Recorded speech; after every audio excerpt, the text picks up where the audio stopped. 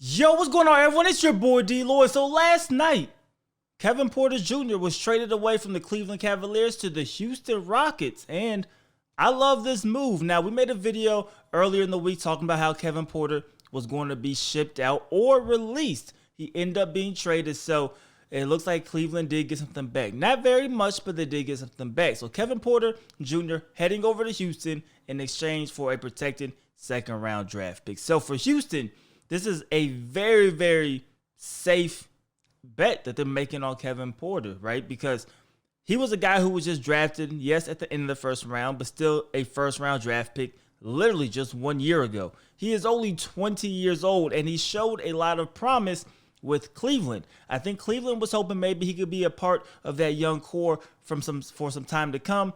Obviously, some off-season issues that got cleared up, charges were dropped, and then the latest outburst made them see things a little bit differently. But for Houston, they're getting a player who's already essentially been given up on.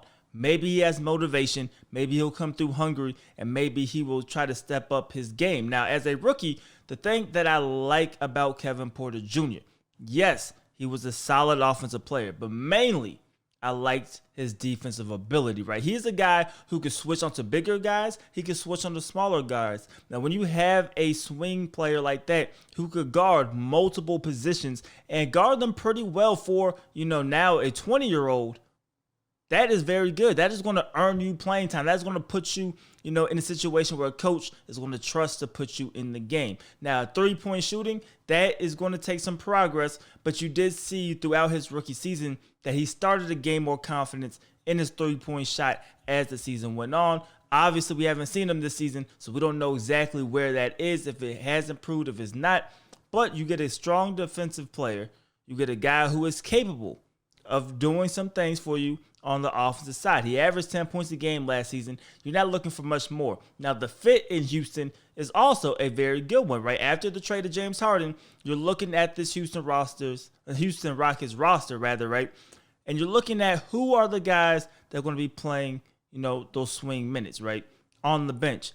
Right now, obviously, you have Gordon, but Eric Gordon will go back to the six-man role once John Wall comes back from injury. And we're still waiting on Daniel House. And besides that, you now add Kevin Porter to those mix of guys that could come in and do something for you and get some solid minutes off of your bench. He's 20 years old. Hopefully you could develop him. Hopefully he buys in. But if not, what did you lose? You lost a second-round draft pick on a first-round talent. I don't think you ask for much more than that if you're Houston, man. I'm definitely taking that risk all day long. I like it. If you're Kevin Porter Jr., this is a second chance for you.